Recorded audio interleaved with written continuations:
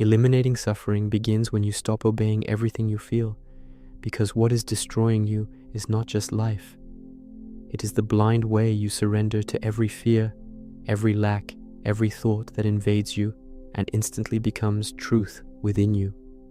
And this is exactly where Rumi touches the deepest wound, because all human pain begins when one turns away from the source and starts begging from the world what only the real can sustain.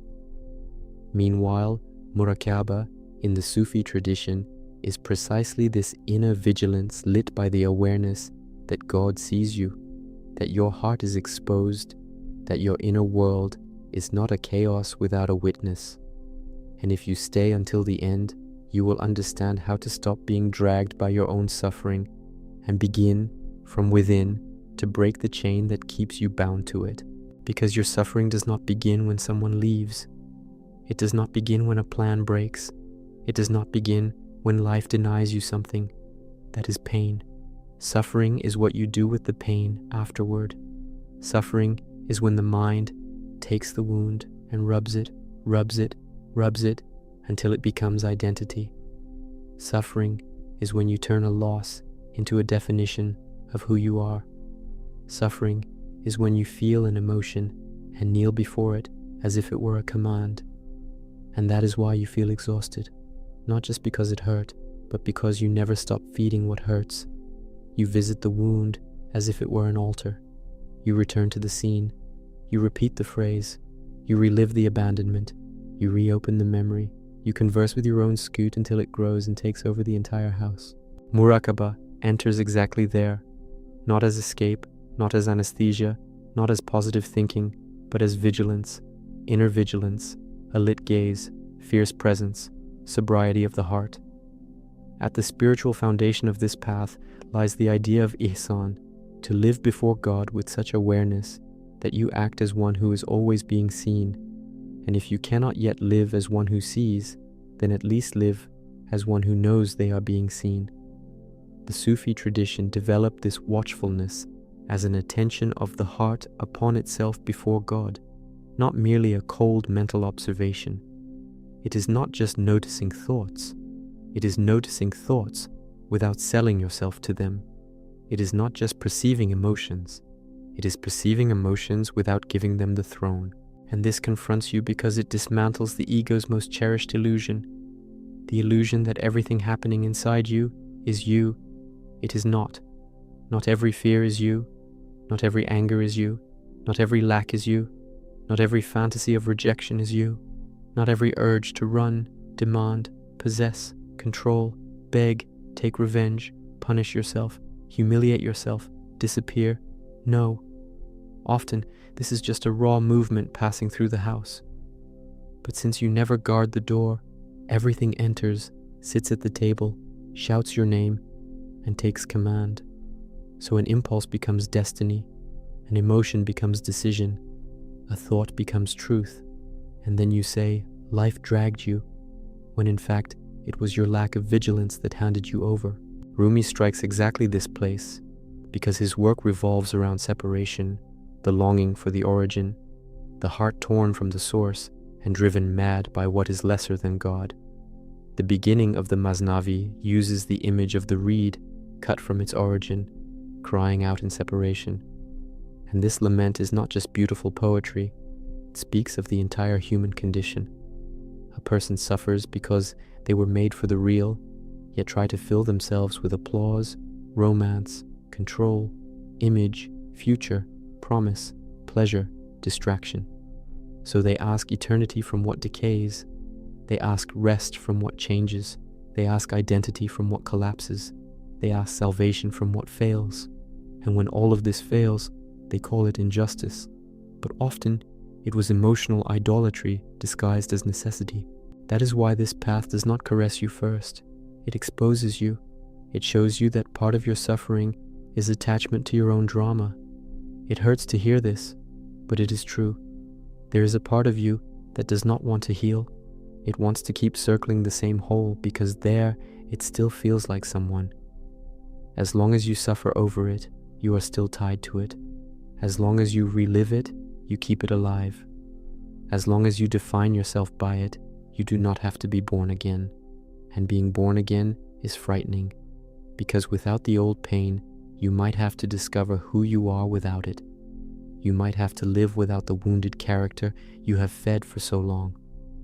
I say this because I have seen within myself how suffering tries to become home.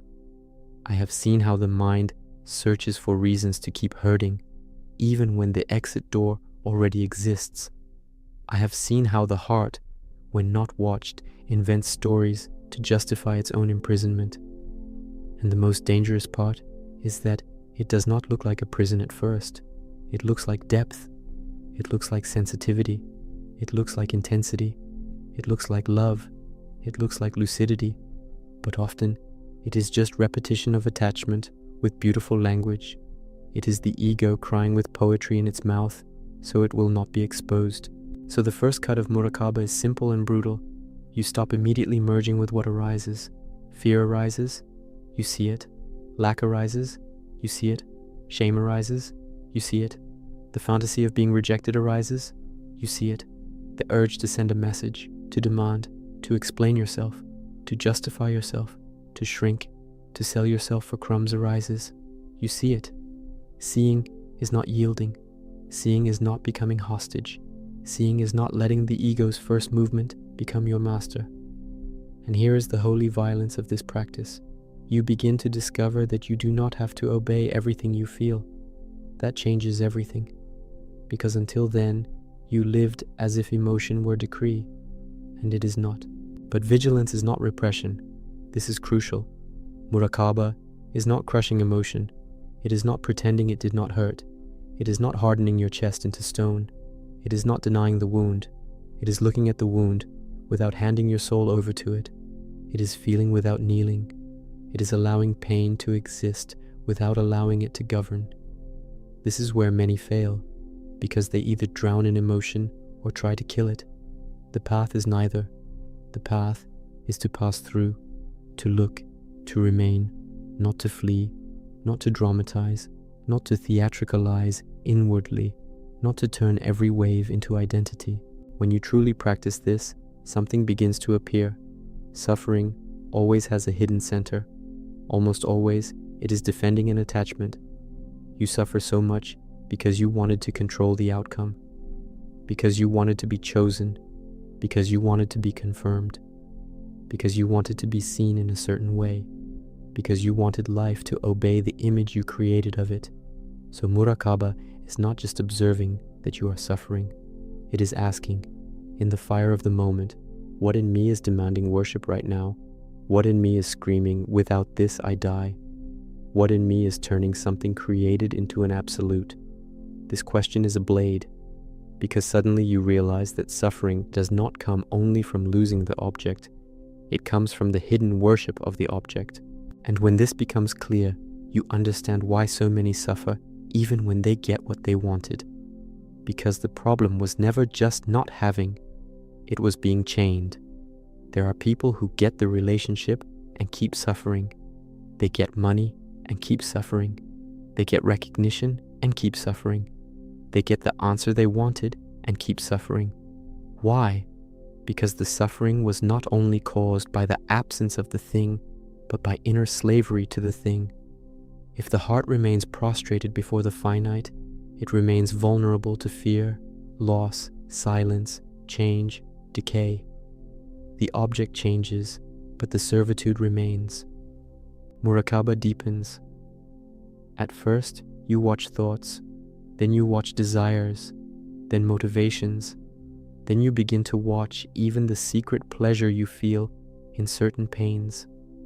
And that is frightening, because there comes a moment when you realize there is a part of you that uses suffering to feel special, misunderstood, deep, intense, different, chosen by tragedy. And while this is not seen, suffering continues to be fed from within. You say you want peace, but sometimes you are still in love with your wound. You say you want freedom, but you still caress the bars. You say you want God, but you still negotiate with the ego so as not to lose it completely. This is where Rumi's teaching becomes both hard and beautiful. The path is not to protect the false self.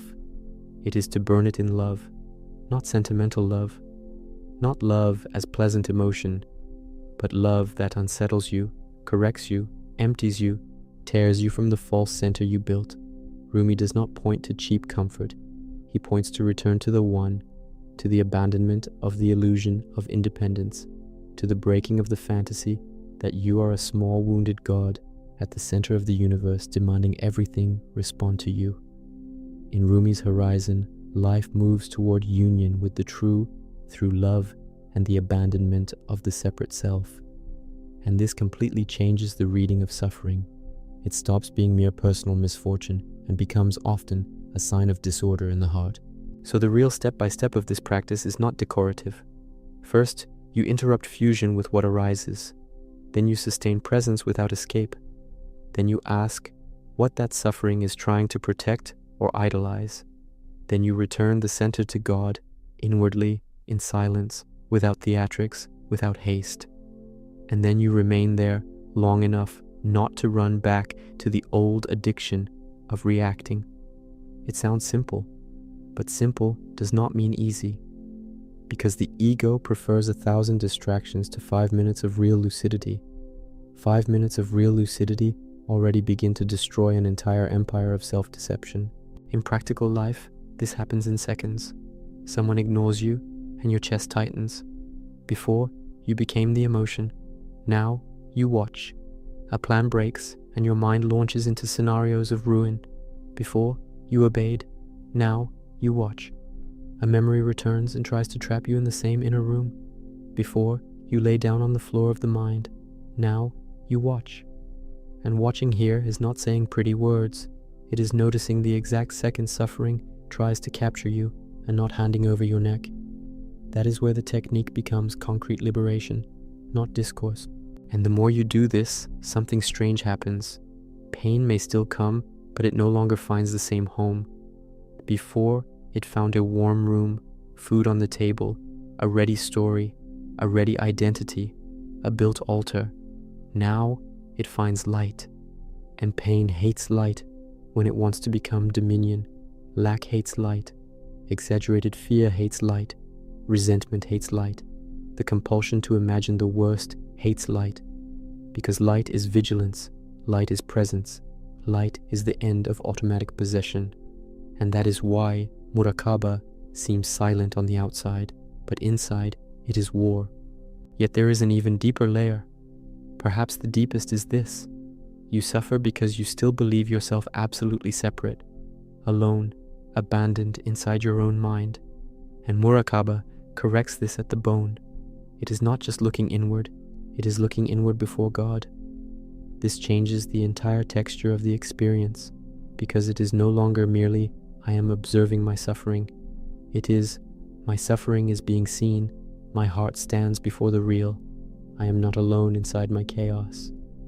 And this awareness removes from suffering the power to become the universe. It remains something real, but it is no longer everything. It loses its crown. That is why I would not say that the end of suffering on this path is never feeling pain again. That would be shallow and false. Life still tears, love still tests, loss still exists, the world remains unstable. What dies is something else. What dies is the suffering produced by blind identification. What dies is slavery to inner movement. What dies is the tyranny of the unwatched thought. What dies is the secret worship of what wounds you. What dies is the automatic reflex of turning every pain into a prison. And when this begins to die, you discover an inner dignity you may never have known. But do not be mistaken. When the ego realizes it is losing power, it becomes louder. It will use memories, fear, urgency, desire, even spirituality to remain at the center. It will make you want quick results. It will make you measure whether you are healed.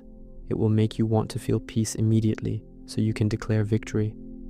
And precisely there, Murāqaba must become finer, more honest, more raw, because true vigilance does not only watch pain, It also watches spiritual ambition, the vanity of appearing healed, the pride of being above suffering.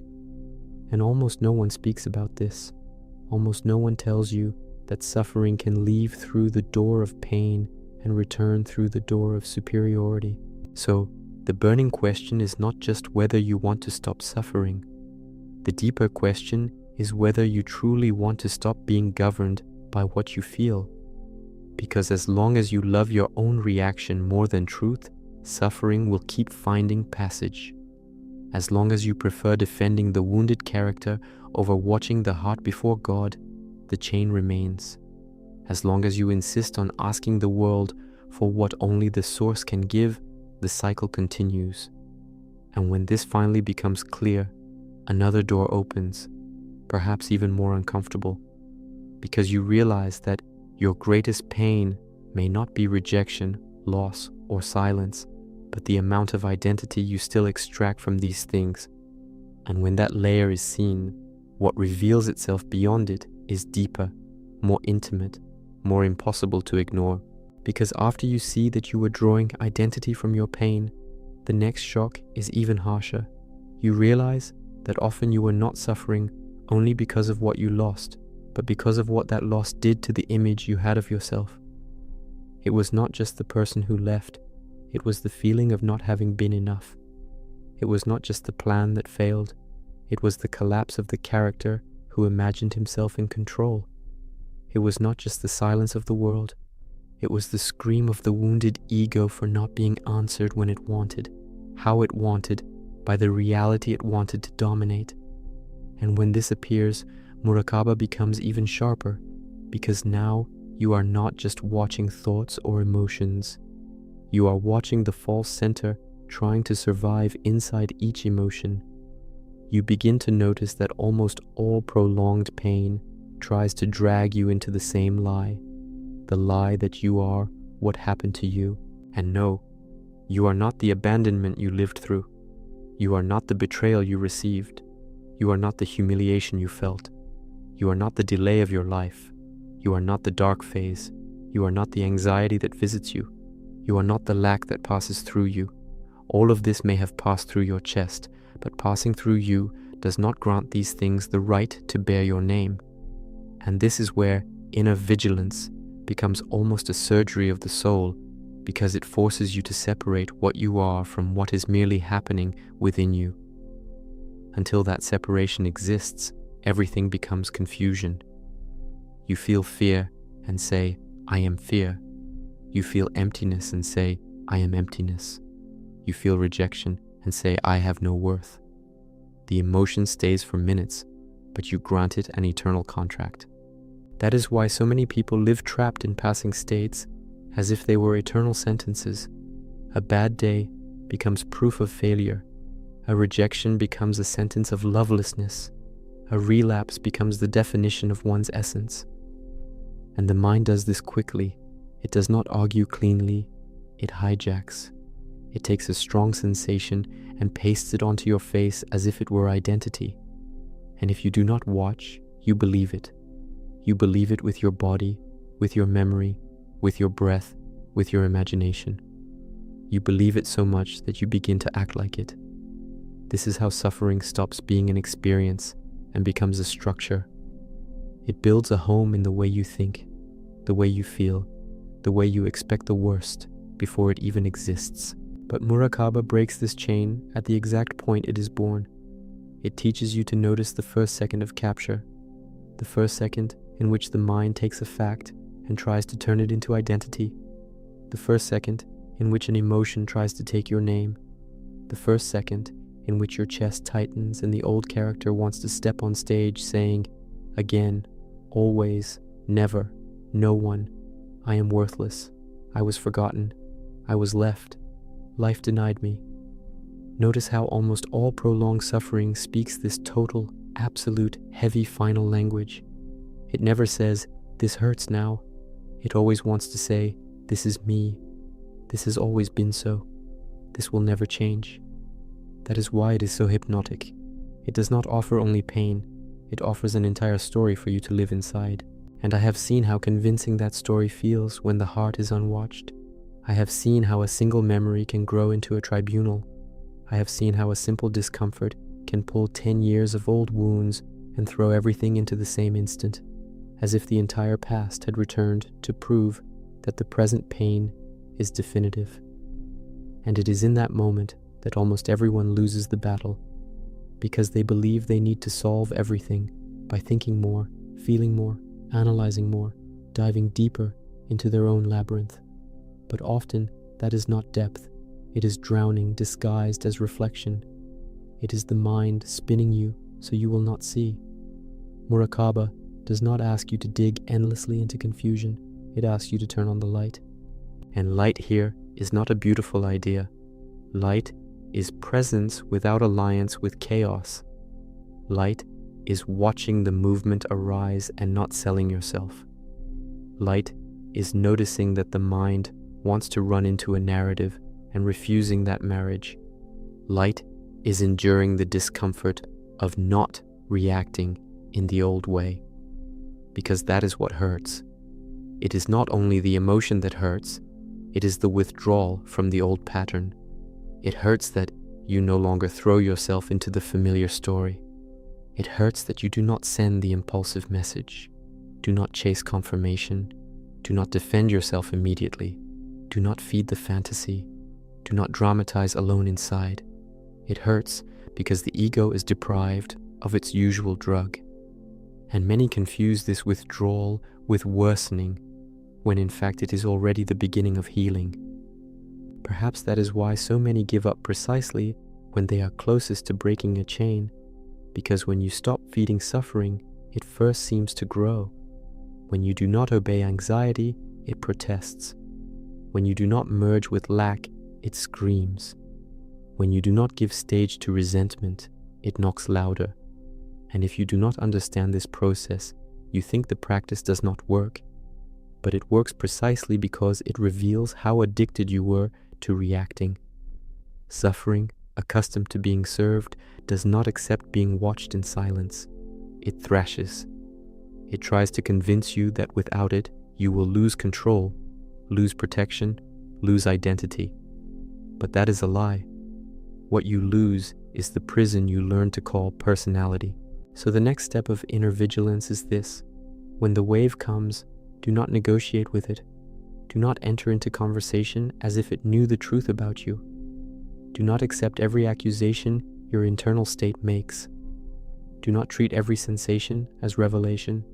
There are days when the body is tired, the mind is dark, memory is open, and on those days, suffering speaks with a voice that seems absolutely convincing. But convincing does not mean true. Intense does not mean sacred. Strong does not mean final. How many times have you called intuition what was only fear dressed as urgency? How many times have you called truth what was only an old wound asking to be fed again? How many times have you sworn you understood everything when you were simply being possessed by a state? This is where Murāqaba becomes almost an act of honor, because you begin to refuse to lie to yourself. You begin to refuse to call attachment love, despair depth, panic lucidity, dependency surrender, obsession sensitivity, drama destiny. This is hard because it dismantles much within you. It dismantles how you justified your falls. It dismantles how you turned impulses into moral identity. It dismantles vanity hidden even in pain. Because yes, there is vanity in pain. There is pride in seeing oneself as the one who feels more than everyone else, who was wounded more deeply, who loves more deeply, who understands their own tragedy more intensely.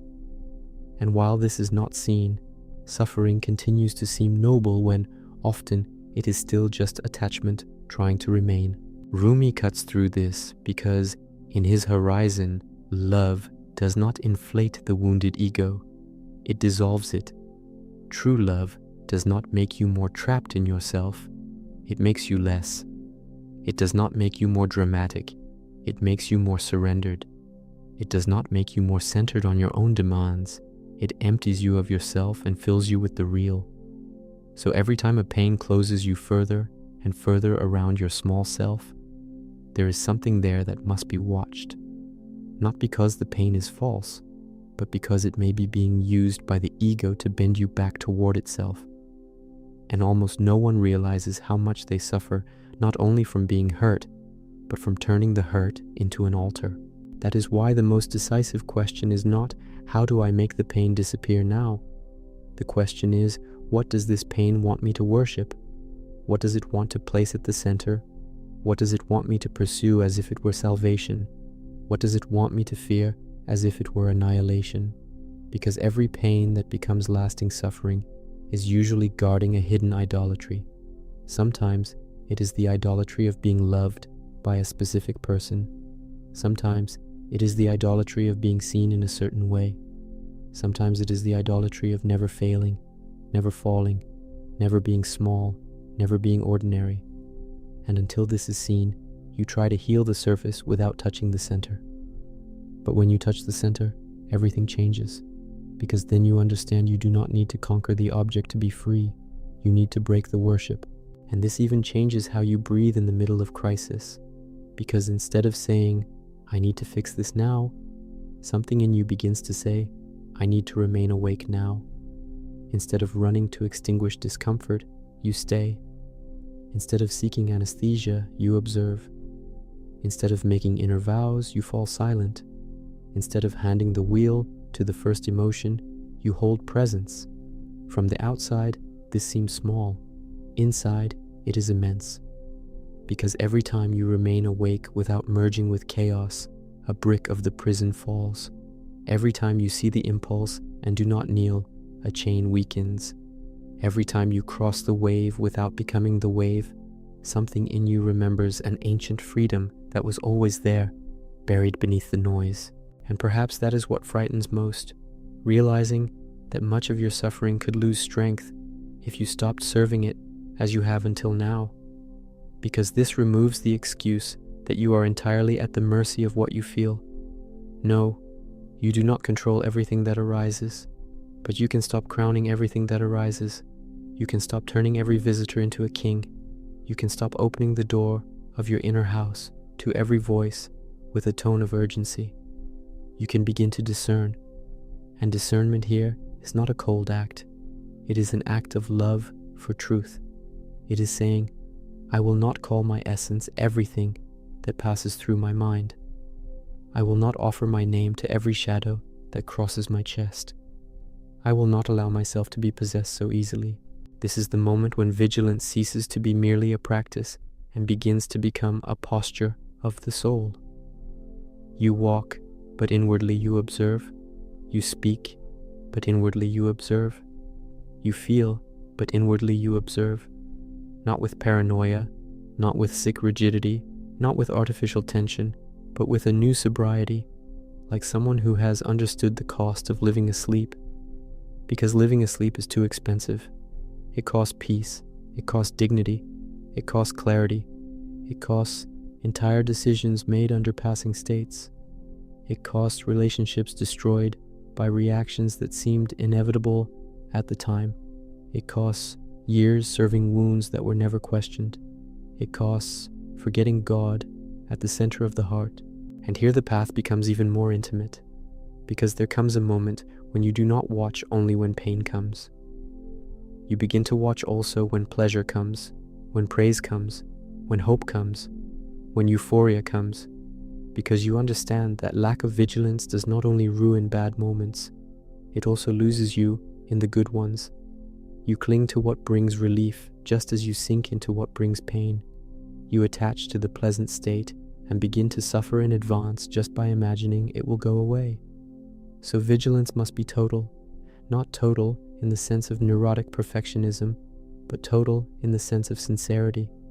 Sincerity before everything that tries to hijack you, whether through wound, pleasure, fear, or promise. Because in the end, the slavery is the same. Today you suffer because you lost. Tomorrow you suffer because you fear losing. Then you suffer because you got it and are trying to hold on. Then you suffer because you imagine the end before it arrives. And so life passes. The object changes. The chain remains. But when Murāqaba matures within you, something very deep begins to happen. You stop seeking absolute security in mutable things and begin to seek firmness in the awakened gaze. And this shifts the entire position of the heart. You stop asking the world for guarantees it can never give. You begin to demand less eternity from what is fleeting. You begin to stop demanding from human love what only the divine can sustain without collapsing. And when this happens, a strange peace begins to be born. Not that theatrical peace that smiles over the wound, not that weak peace that depends on everything going right, not that nervous peace that exists only while no one contradicts you. It is something else. It is a peace born of lucidity, the peace of one who still feels, but does not surrender entirely to every movement they feel, the peace of one who suffers, but does not turn suffering into identity, the peace of one who loves, but does not idolize, the peace of one who loses, but does not collapse with it, the peace of one who realizes in the deepest depth that the greatest change was not that the world became easy, but that the heart stopped falling to its knees before everything. But if you truly hear this, an inevitable question begins to grow within you. Because after you learn not to confuse yourself with what you feel, after you begin to watch the mind, attachment, lack, and pain, another problem appears with brutal force. If I am not this voice that suffers within me, then who is this voice that has always spoken as if it were me?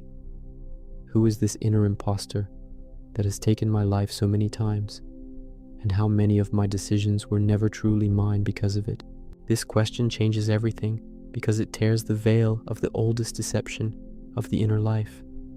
If that voice which suffers, accuses, demands, fears, fantasizes, despairs, and insists is not you in your deepest truth, then who is it that speaks within you with such authority? On the Sufi path, there is an essential word to begin seeing this: nafs. The nafs is the raw self, the mixed self, the self overtaken by impulse, fear, pride, lack, possession, the need for control, the need to be right, the need to be seen, the need to be saved by something in the world. It is not a separate creature inside you. It is a mode of functioning. It is the self still darkened, still confused, still hungry for itself. And the problem is that when this self speaks, it does not speak like a visitor. It speaks like an owner. It does not say, I am an impulse. It says, I am you. It does not say, I want. It says, you need. It does not say, this will pass. It says, this is final. It does not say, I am afraid. It says, reality is frightening. It colors everything with its own hunger, and then hands that hunger to you as if it were pure truth. That is why so many people live their entire lives obeying a voice they have never examined. They wake up and follow the first thought. They feel and immediately believe. They desire and immediately run.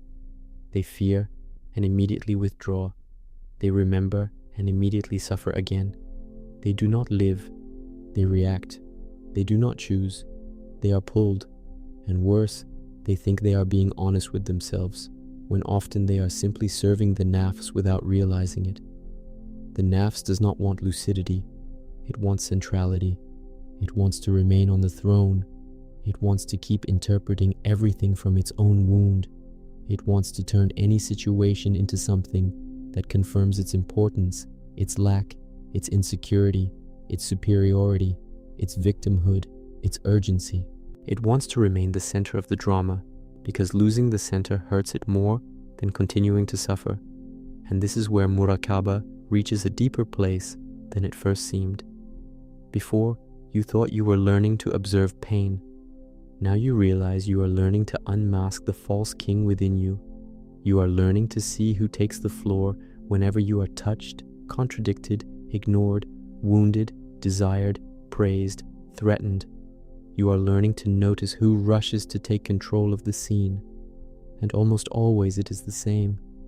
This restless self that wants to guarantee its existence at any cost.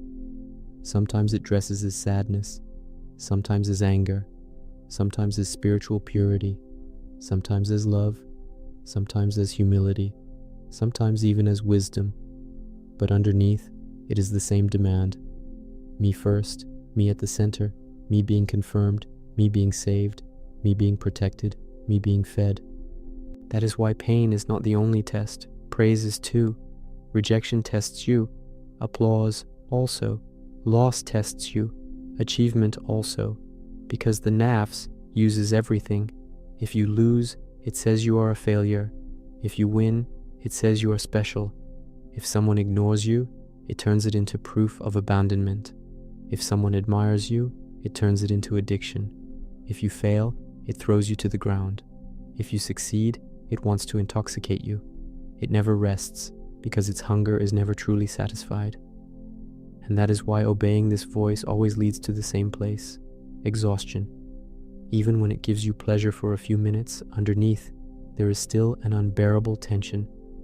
Because everything depends too much on what happens outside, on what others feel about you, what they respond, what they give, what they promise, what they do not threaten to take away. Perhaps that is why Rumi speaks so often, in so many ways, about dying before dying, not as a cult of physical death, but as a call to the death of this false center that takes everything for itself. To die before dying is to let the dominance of the separate self die before life ends. It is to let go of attachment to the small self that demands constant confirmation. It is to let die the tyranny of this character that turns experience into possession, love into control, pain into identity, seeking into vanity. And this is frightening because to the nafs, losing the throne feels like real death.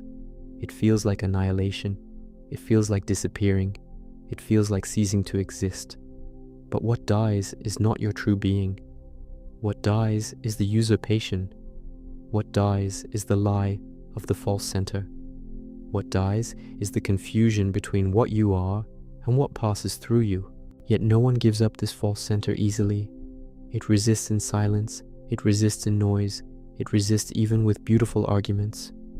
It will say that if you do not listen to it, you will become cold. It will say that if you do not follow its urgency, you will miss life's chance. It will say that if you do not react now, you are betraying yourself. It will say that if you do not feed the pain, you are being superficial. It will say that if you do not hold on to what you love, you will be destroyed.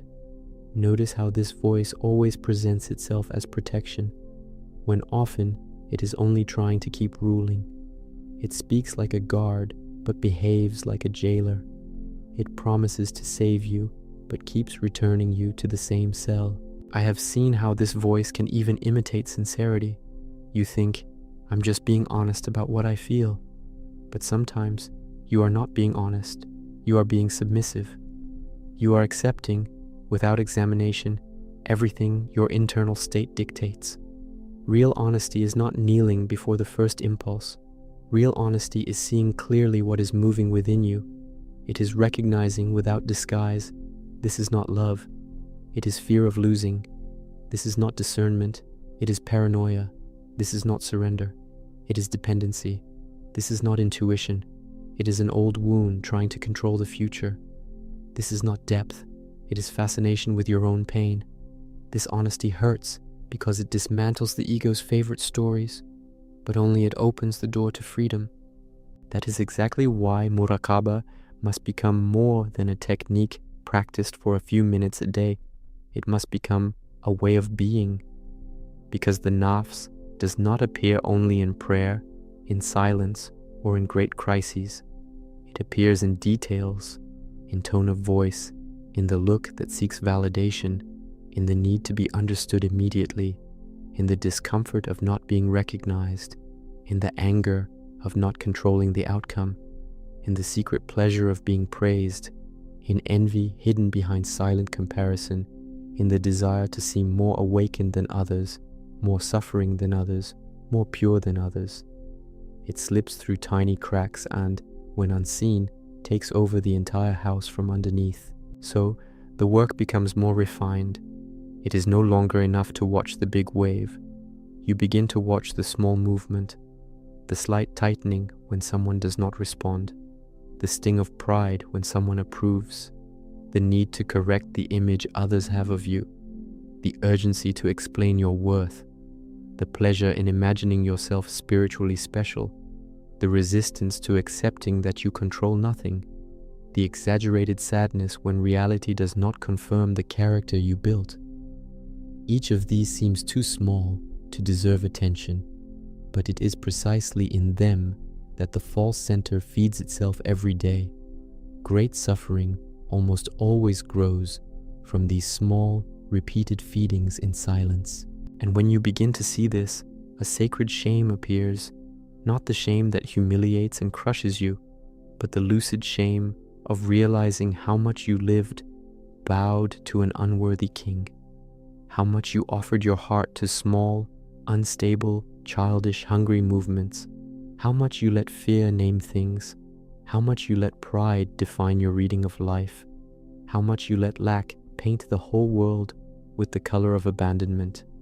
This shame is good because it breaks arrogance. It helps you stop treating your confusion as wisdom. It helps you lower your head before the real and admit much of what I called me was just habit, conditioning, attachment, reflex, wound, vanity, fear. And from this honesty, another kind of strength is born, not performative strength, not the strength of appearing invulnerable, not the strength of hardening, but the strength of not obeying the false center, the strength to let the nafs speak without giving it the pen, the strength to endure presence without fleeing or selling yourself, the strength to remain standing while the old self makes a scene inside because it is losing space. Because it does make a scene. It does not die quietly. It accuses, seduces, dramatizes, promises, threatens. It will try to convince you that you need to react in order to exist. And this is the most serious point. The nafs equates reaction with existence. It wants you to believe that if you do not respond, control, hold, win, prove, show, demand, you disappear. But you do not. What disappears is only the mask that was constantly asking for worship. That is why this path is so different from simply improving self-esteem or thinking differently. It is not about building a more attractive self for the world to admire. It is about seeing the instability of the self you defended so fiercely. It is about stopping the patching of the mask and beginning to see who wears it. It is about stepping out of the trance of the character. And this changes everything. How you love, how you suffer, how you wait, how you enter a room, how you hear criticism, how you receive praise, how you cross silence, how you face loss, how you deal with desire, how you touch memory. Gradually, a space appears within you that did not exist before, between impulse and response, between emotion and identity, between wound and story, between fear and decision. And this space is invaluable, because in this space, you stop living like a machine. In this space, consciousness can breathe. In this space, the heart can remember God before running back to itself. In this space, you stop being a puppet of your internal state. Before, everything was automatic. Now, something in you can see before falling. And even when you still fall, you no longer fall in the same way. Because now, there is enough light to perceive the mechanism. And perceiving the mechanism is already the beginning of breaking it. But here, there is a subtle danger. When one begins to see the nafs, another trap can arise. Self-hatred. You see so much ego, vanity, fear, hunger for validation, small falseness mixed into motivations that you feel disgust toward yourself. And that too is a trap, because that disgust can still be the nafs trying to remain at the center, now dressed as condemnation. True vigilance does not require self-hatred to be deep. It requires truth and humility. You do not need to beat yourself to see the illusion. You need to see it without defending it. Expose it without dramatizing guilt. Stop feeding it without turning this struggle into another ego drama. This point is delicate. Many people replace vigilance with aggression toward themselves. They begin policing themselves with unhealthy harshness, demanding immediate purity, expecting inner perfection, accusing themselves for every movement of the heart. And soon the path loses its fragrance and becomes a prison. That is not Murāqaba. That is still the self trying to control even the process of dying to itself. The real work is cleaner and deeper, to see, to recognize, not to align, to return to the center, to remain, without spectacle, without despair, without manufacturing an image of holiness, without trying to appear free before truly beginning to be free. And the more you understand this, the more you see that the greatest battle is not against the world, nor against people, nor against the past, nor even against pain itself. The greatest battle is against the lie that the false center deserves to rule, against the lie that everything must revolve around your emotional demand, against the lie that without confirmation you do not exist, against the lie that pain defines you, against the lie that the loudest voice within you is the truest. This is the war, and it happens in silence, in detail, in the second before reaction, in the instant when the heart chooses between God and the old habit, between presence and impulse, between lucidity and possession. That is why suffering diminishes as vigilance grows, not only because you become calmer, but because the source that fed it begins to dry up. Before, every event found within you a hungry center to use it. Now, that center begins to lose territory. Before, any touch to pride became a fire. Now there is already a space that does not immediately rush to defend the mask. Before, any threat to your image became despair. Now, you begin to see how much of your anguish came from protecting a fiction. Before, another's silence felt like the end of the world. Now you begin to notice it was your nafs crying for food. And when you truly see this, something collapses within.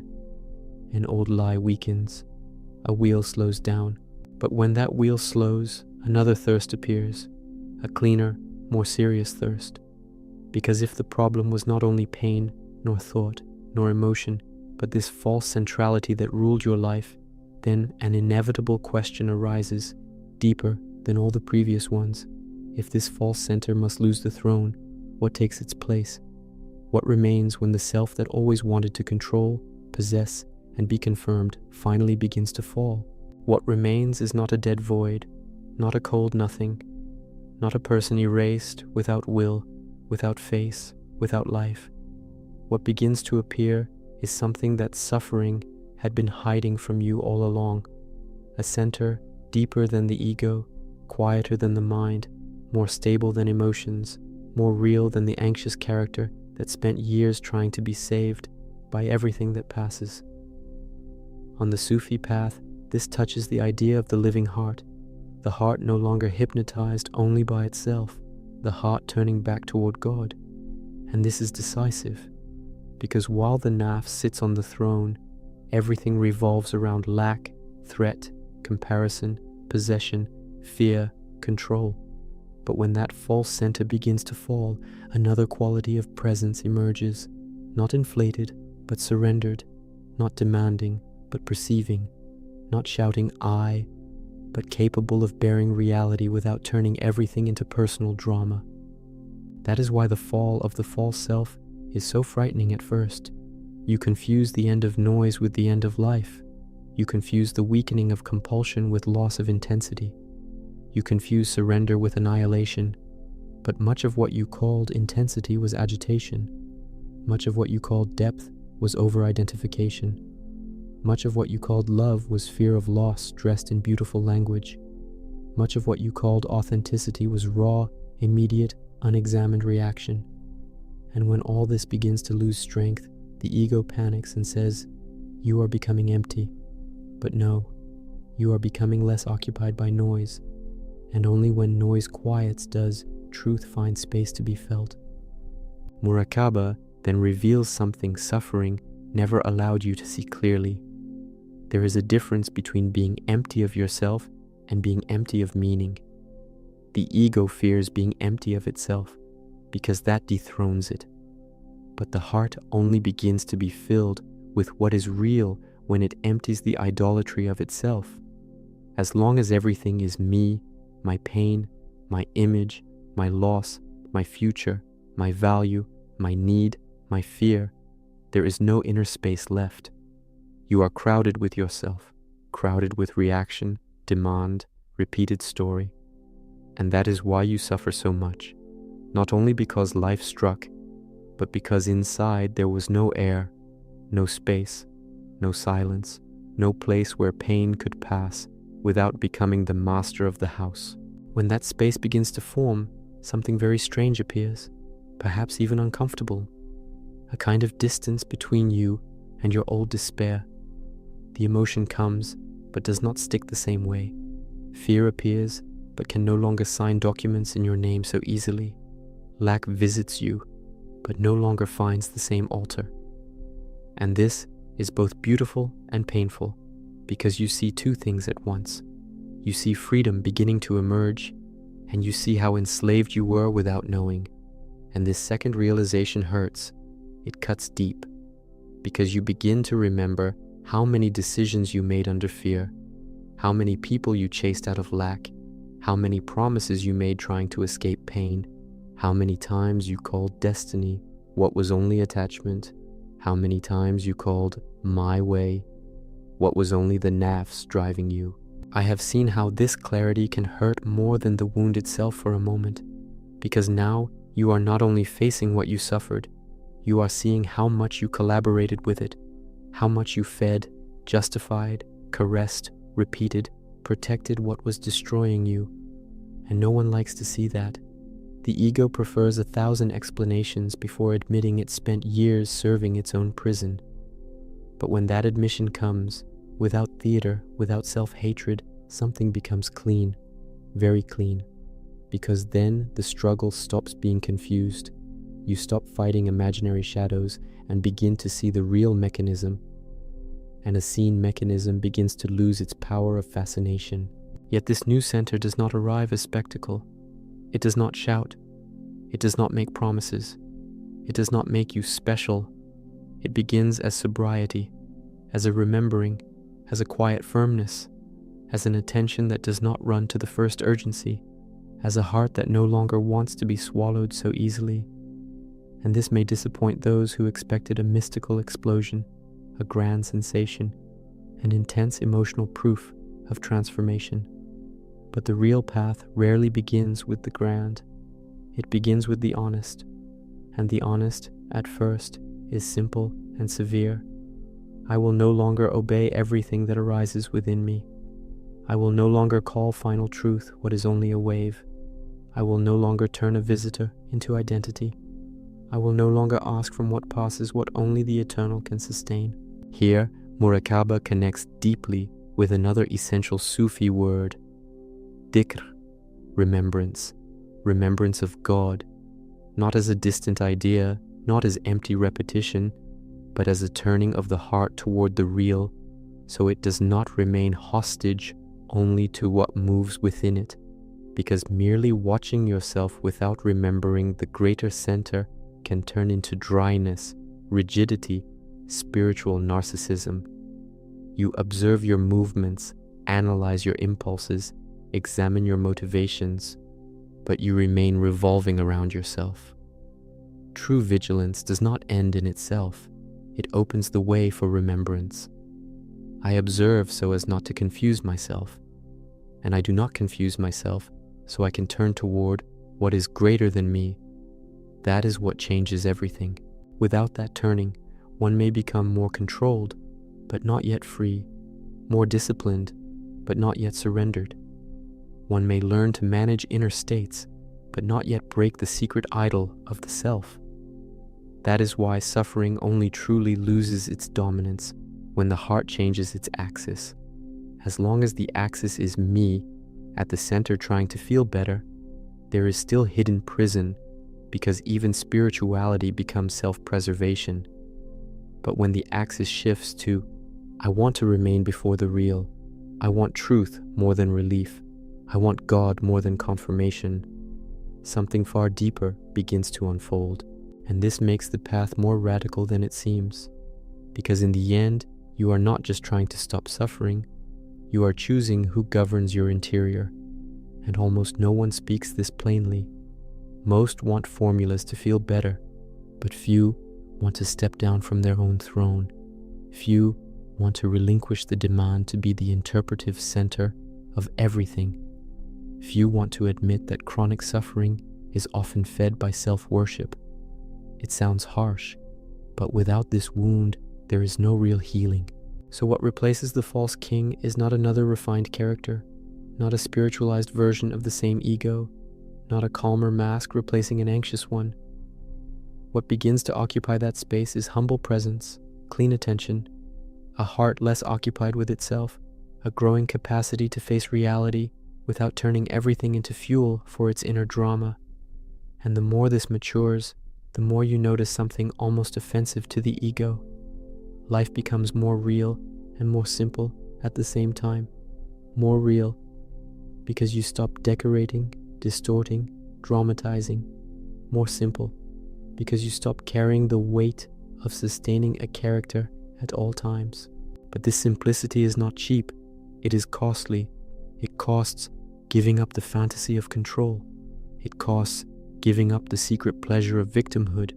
It costs giving up the intoxication of lack. It costs giving up the illusion that if someone finally understands, chooses, confirms you, everything will be resolved. It costs giving up treating every emotion as an infallible compass. It even costs giving up certain cherished sadnesses, because some sadness becomes a place of belonging for the ego. It recognizes itself there. It adorns itself there. It feels like someone there. And letting certain pains go can be more frightening than continuing to suffer, because then you must live without that old broken mirror in which you spent years trying to see yourself. At this point, inner vigilance becomes a kind of silent fidelity. You no longer practice only to resolve crises. You practice because you have understood the nature of illusion. You have understood the cost of living without seeing. You have understood that if you do not watch, the old center returns, quietly, subtly, through noble desires, beautiful justifications, small reactions, wounded sensitivities, the urgency for results. And that is why Murāqaba must mature moment by moment, in small situations, in seemingly insignificant scenes, when no one is watching, when nothing grand is happening, when there is only a slight tightening, a need to prove something, a mild irritation, a silent comparison, a fantasy of being recognized, a subtle fear of not being enough.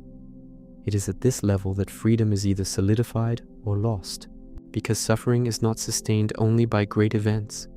It is maintained by millions of small daily consents, small yes given to fear, small yes given to vanity, small yes given to attachment, small yes given to the repeated story, small yes given to the need to protect yourself even from truth. And each time you refuse one of these consents, something reorganizes within you. Perhaps no one sees it. Perhaps you cannot even measure it immediately. But the structure shifts. The heart becomes less available to be hijacked. The mind loses a bit of its tyranny. Emotion returns to its place as a passing movement, not an absolute ruler. Gradually, a new relationship with pain is born. You stop treating it as a total enemy, and you stop treating it as a secret identity. It becomes a revealer. It shows where attachment still lives, where demand still rules, where idolatry still hides, where the false center still operates. This is not romanticizing suffering. It is not wasting it, because one of life's greatest wastes is to pass through pain and remain blind to what it was revealing about your attachment, your ego, your hunger for control, your need for confirmation. When watched, pain stops being only crushing. It becomes unveiling. And here, a serious shift occurs. Before, your focus was, how do I make this stop? Now, another question begins to emerge. What is this showing me about the wrong place still ruling within me? This question is more mature, sharper, less sentimental. It does not beg for immediate relief. It seeks truth, and truth heals in depth what relief only numbs. So the next step becomes more radical. You do not practice only to stop suffering. You practice to stop being governed by what makes you suffer. And that difference changes everything. And then comes the interval, the space many cannot endure, the space where you no longer fully believe the old voice, but have not yet fully rested in the clear heart, where the ego has weakened enough to hurt, but not enough to fall silent, where old reactions feel unworthy, but new ones are not yet natural. This interval feels like a desert, dry, uncertain, without reference, and many turn back here, preferring the familiar prison over the unknown space of real transformation. But it is precisely in this desert that sincerity is proven, because without the sweetness of pleasant states, without emotional intensity, without the drama that once made you feel alive, the naked question remains: do you truly want truth, or only a strong experience? Do you truly want God, or only comfort? Do you truly want freedom, or only a more beautiful chain? And when you begin to remain, simply remain, see, and remember, something else reveals itself with almost unbearable force. Much of your suffering did not come only from life, but from living far from yourself in the deepest sense, far from the heart turned toward God, far from inner sobriety, far from this presence that does not beg identity from every sensation. You were filled with voices, states, characters, reactions, but rarely truly here. And when this absence is seen, a new pain arises, cleaner, deeper, almost sacred, the pain of realizing how far you have been. And this pain does not sink you into the ego, it calls you home. And when it calls, it brings with it an even sharper question. If your suffering was, at its root, a symptom of this inner distance, then what exactly keeps you far? What in you still insists on fleeing from the naked, simple, direct presence before God?